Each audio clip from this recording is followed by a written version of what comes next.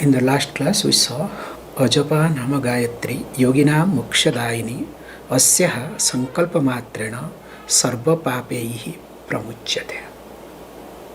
Verse number 43. So when a person is following certain principles, discipline,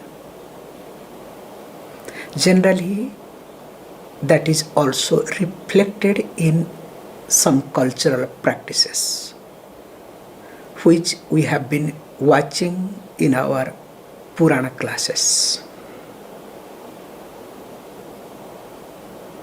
Because the discipline becomes part of life when I follow culture.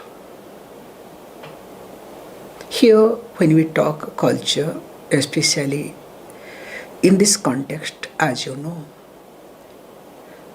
present day global culture is nothing but called social culture.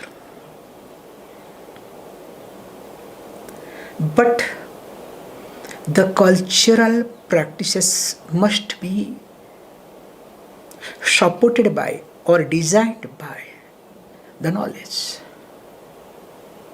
not by missionaries or mission. It should be created, designed by visionaries or with a vision. So when any cultural practices is being designed and of course later on imposed by missionaries or with a mission, with a purpose, sometime or other people will start revolting, people will start rebelling. This rebellious attitude happens because of that reason, nothing else. So here, in order to understand Ajapa Gayatrī, first let me do Gayatrī japa. This is the conclusion, nothing else. Then only I should also do Sankalpa.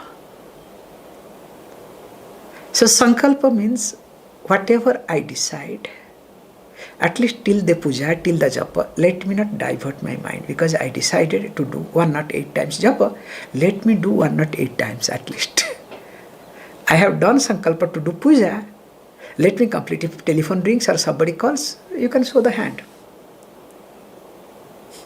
Unless, remember, somebody is gasping for breath. I remember, I think I have shared this incident with you people many times. So there was a doctor in Chennai. We were very, let us say, thick friends than anything. And he was ENT. And he had a big name. Like, M.S. Subbulakshmi was his client. Imagine. So, one day I called him. First, I tried to reach him through his cell phone. He did not pick up. Through his office said maybe in the home. I made a mistake. I called home.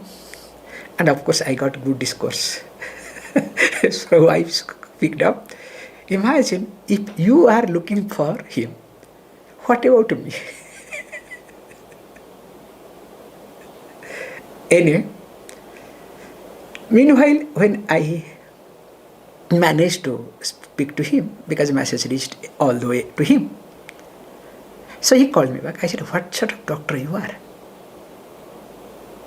You are not supposed to switch off for all these things. You should be available for emergency.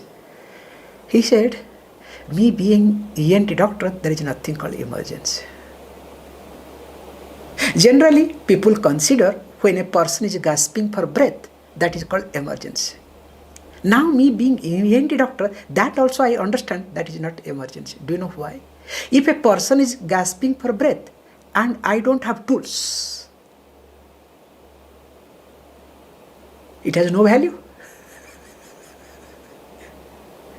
So in my language, there is nothing called emergency. All emergency is just created in human being, human mind.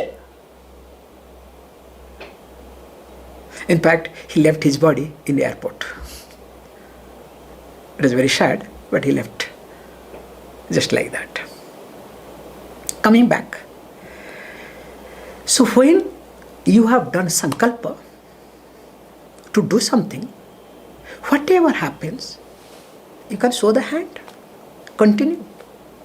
But what happens? Mind wants some diversion and mind wants some excuse, and anything happens, we just get out because of lack of priority. Because in my life, whatever I do, it is completely based on my priority. Continue. Anaya sadrushi vidyā. Anaya sadrusho japa. Anaya sadrusham jnanam. Na bhutam na bhavishyati.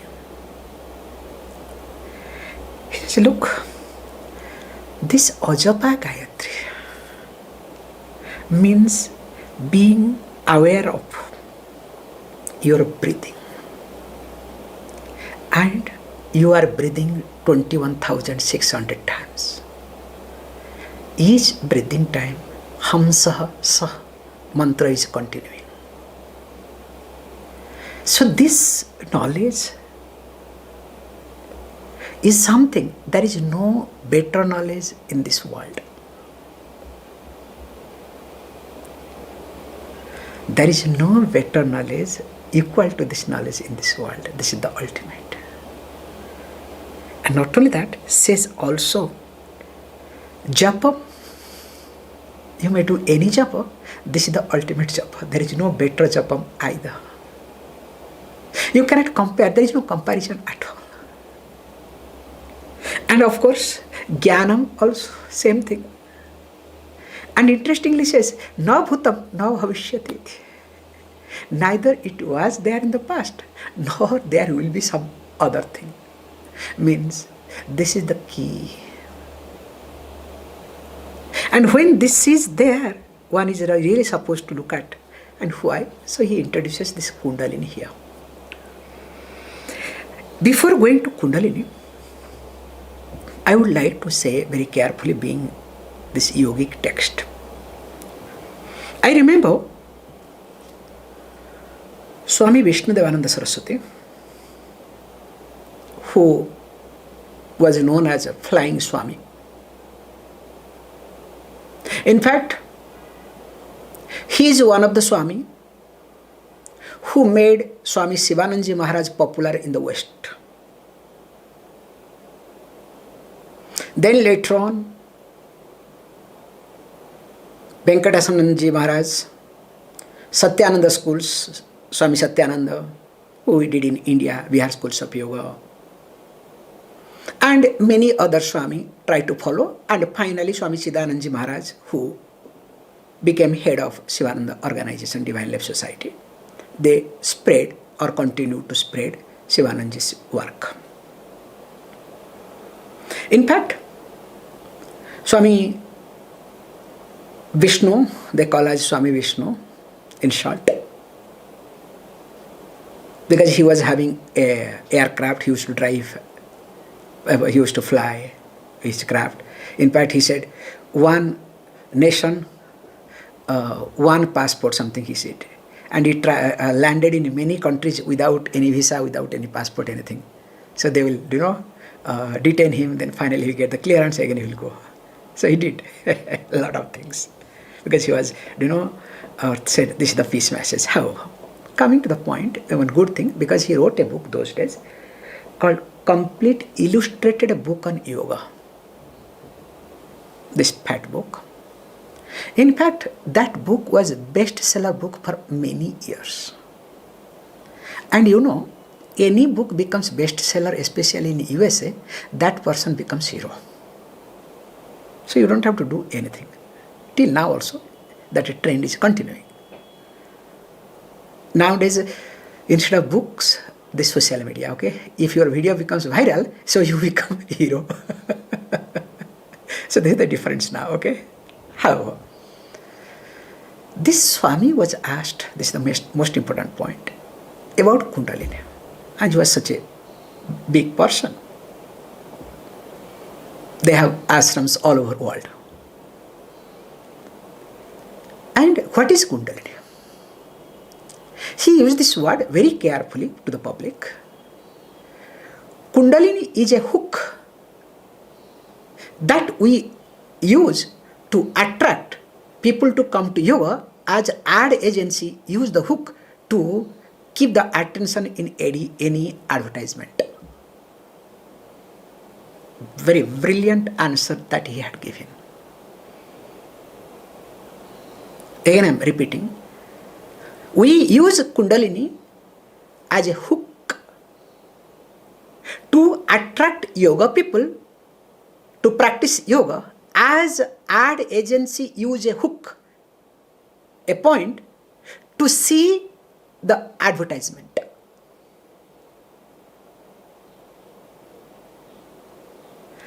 If we try to see that language, I would like to say, it is not that there is no Kundalinī. But what people talk about Kundalinī, it is more hallucination, more projection than the reality. In yoga literature, including Vedic literature, also there is Kundalinī. In Ganapati Atharvasisham, also Kundalinī word comes. So we don't dismiss Kundalinī at all. But the way people talk about Kundalinī, we people have some problem, especially Vedantians. So then what they do is, they completely dismiss. So dismissing Kundalinī also not right. Accepting Kundalinī the way people are talking also is not right. So Kundalinī, in short, it is a coil where your energy is in dormant. So that means that when the energy is not used, is not made it active, that is what we call Kundalinī. And he says, let us read this thing so that it becomes easier. Kundalinyam samudhuta Gayatrī Prāṇa Vidyā mahāvidyā Yastham veti sa Veda vite. He says, look, this Kundalinyam, from Kundalinī. So where is Kundalinī? We'll discuss, okay? Hold on. So from Kundalinī, samudbhūtah. So what does it arise? From it arises Gayatrī, japa Gayatrī. So from Kundalinī, hold on as it is, japa Gayatrī means that breathing. That's why we say breathing is one thing, understanding urge to breathe is another thing. This is secret in yoga. You are supposed to do pranayama to understand urge to breathe. Why and how you have an urge to breathe.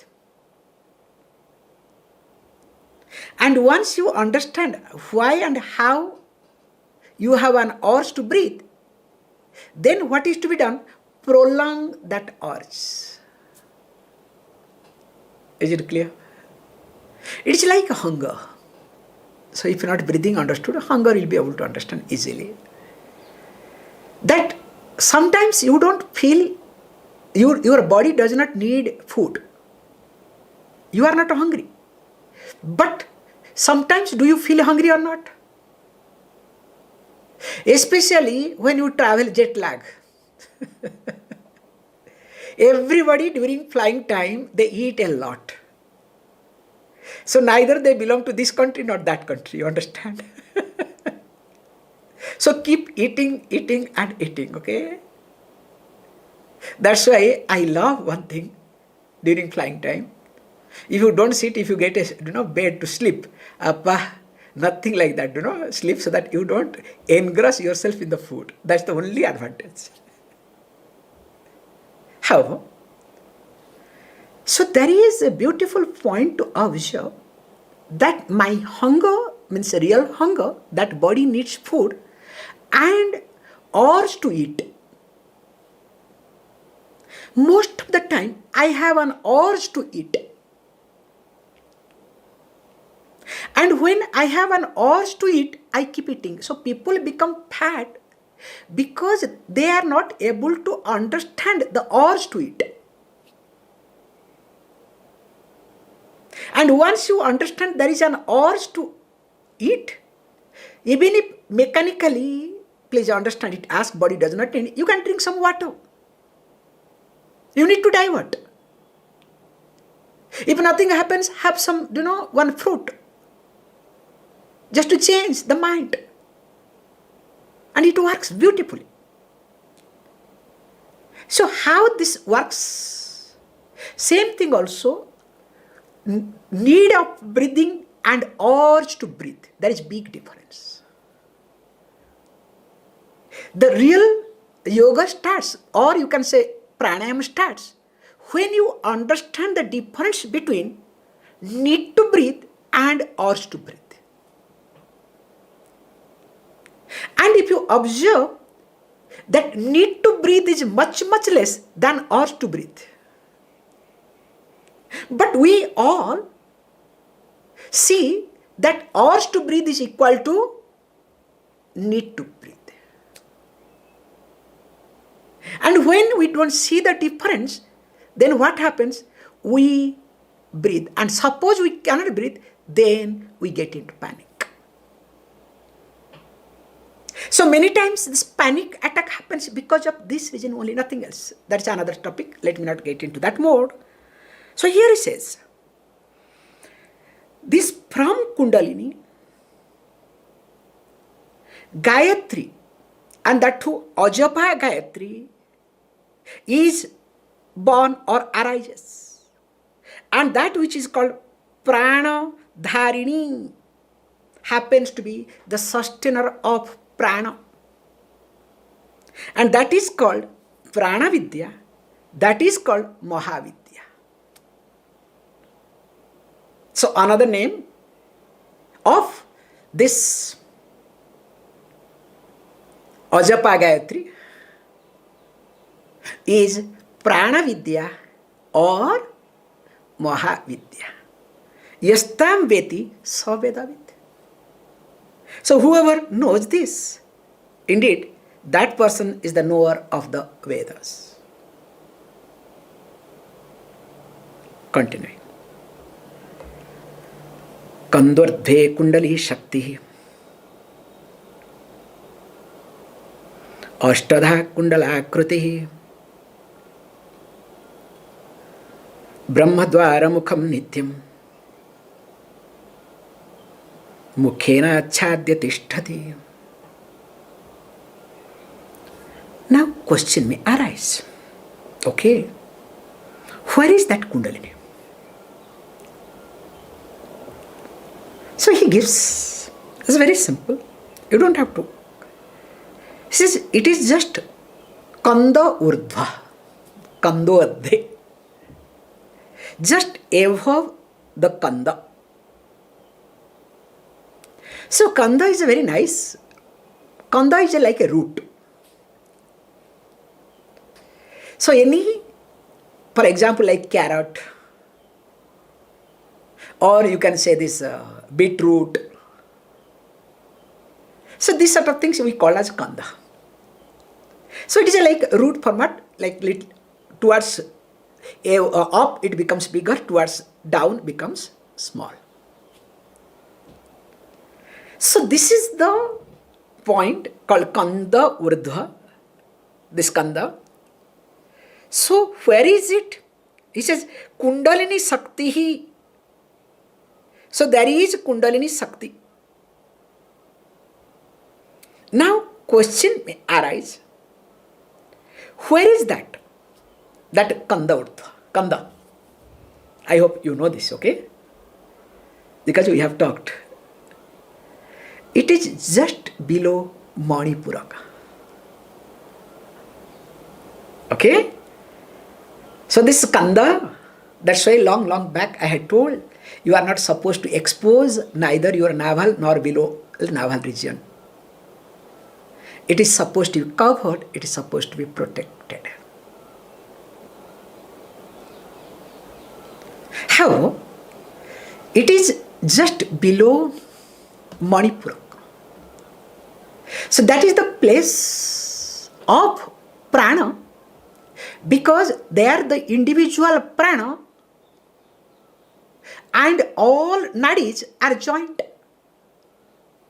And this is in the form of, very nicely, he uses this word, Ashtadha Kundalakrutihi. So all these nadis are in a coil form because that is the place from where everything is connected. It is in the 8 coils. So there are 8 numbers of coils. And in fact, in some other place it will be talking that this looks like, if you do this lotus, what you call stem cutting, dissection, how it looks. So also this coil Kundali, that there looks alike. So we have a lot of discussions regarding this. Now he says, look, when a person understands this much, that the Kundalini means where all my nadis are joined together, or from there all the nadis starts moving, both way you can take. And that is just below my navel region. And that is what is called as Kanda. That's why, especially Vaishnavites, when they do Chandanam, some you might have observed, also one Chandanam will be done on navel region. Amazing things to be done. However, here, when you look at that, Brahmadvara mukham nityam mukhyena achadya tishtati. Now the problem here is, it is not open. Mukhyena achadya tishtati. The mouth is covered, so the mouth is supposed to be facing towards Brahmadvara. So Brahmadvara is nothing called Brahmarandhra. So Brahmarandhra means on Sahasrara, especially if you look at, observe a child, newborn baby, on the head you will see, dhak, dhak, dhak, dhak, dhak. Skull. So that is called Brahmarandhra. In fact, Prāṇa is supposed to live through that. In fact, the secret of pranayama is, one is supposed to breathe, inhale through Brahmarandhra and exhale through anus.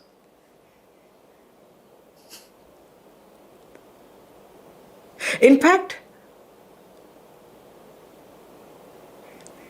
that is being seen in Siddha tradition. There are many cases.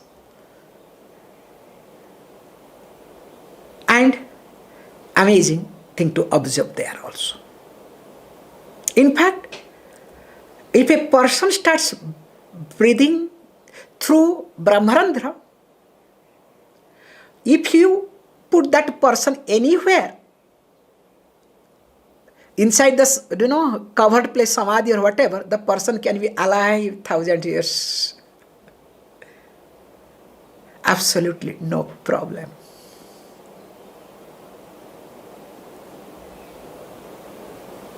You can observe this point, how the tortoise breathe.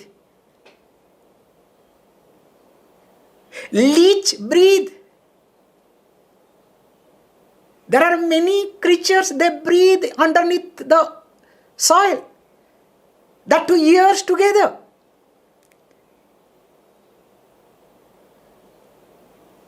And here he says that unfortunately, this mouth is closed. And when mouth is closed, then what happens? Now, my energy is not activated. It is exactly a child full of energetic, and you close the door. What the child will do? Will he create a mess in the house or not?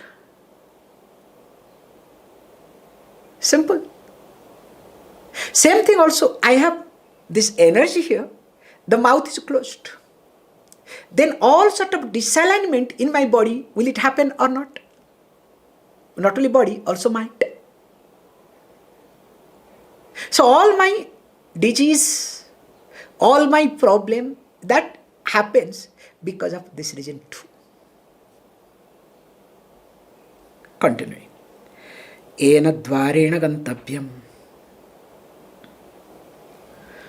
brahmagaramanāmayam mukhena achādyata dvaram prasupta parameshwari. Says, interestingly, every dwara, every gate is protected by deity. That's why if you observe, especially in India, every door, including your house door, has a deity. That's why the day you make the frame of the entrance, you have to find out a good day and a lot of puja has to be done, not simply you fix it. And on any special day, you do some puja to that. And of course, temple much more. That's why in Vishnu temple, Jaya Vijaya, in different temple, different deities are the security. So you make sure your main entrance is protected, so that evil eyes cannot enter. It's an amazing thing happens. How we protect in different layers. So here he says that this dwaram also has its presiding deity, that is called Parameshwari, and which is none other than Kundalinī Shakti. But problem is not awake, in a sleeping state. Do whatever you want. And because of that reason, he says, look, Yena dvarena gantavyam brahma agara anamayam iti. So that means actually the dwara, the Parameshwari is presiding, is dwara, that which is free from all afflictions, that which will lead to Brahmaloka. In fact, I would like to say something very nicely. In Purana comes. This way, how this then Purana knowledge becomes handy when you look at all these connections. The Rishi Angiras wanted to be Prajapati, wanted to be appointed as Prajapati. Prajapati means the king.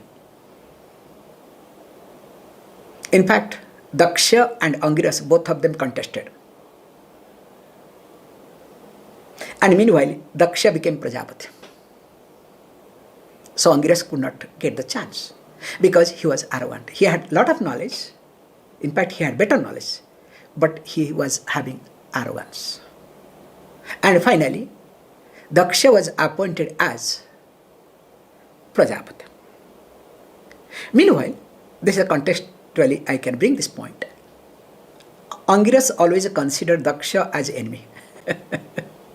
That because of him, I could not get this chance. It continued. And he had one son called Satavisha. In fact, he was not allowed to go to Brahmaloka. So he was denied. This is the point I would like to say. Because the Rishis had direct access to Brahmaloka, anytime they can go. So he was not allowed. He was rejected. And Angirasa goes to meet Brahmaji in Brahmaloka and asks this question. You have done partiality with me. The first partiality you did, that you did not make me, you did not support me being Prajapati, the governor of this whole universe, present universe. I tolerated. Now, tell me why my son also is not allowed to come to Brahmaloka. Is it right? That time Brahmaji said very nicely, yes, it is right. He will not be allowed to come. Because he has negative thinking. Until and unless he grows out of negative thinking, he will not be allowed to come to Brahmaloka at all.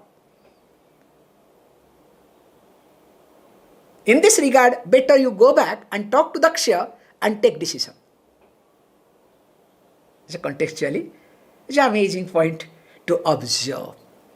So same thing also here of Brahmaloka. So this is Brahmadwara, Brahmaloka.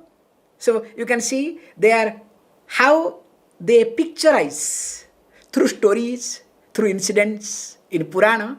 And when you look at the same thing here in Yoga Shastra in abstract form. Whereas if you don't compare these two together, you'll say, oh, these are the stories, fancies, something wrong with these people. They support one, does not support, God knows what is all about it. No problem. So here, with this I'll stop it. Interestingly, that Brahmaloka to go, this path is important. That's why we pray, let my prana live through this. If not, at least let it live from any of this, not below. And of course, he says, the next verse, very good verse. When you are looking at Kundalinī, you need to take care of few things together. That he highlights. There you need tapas,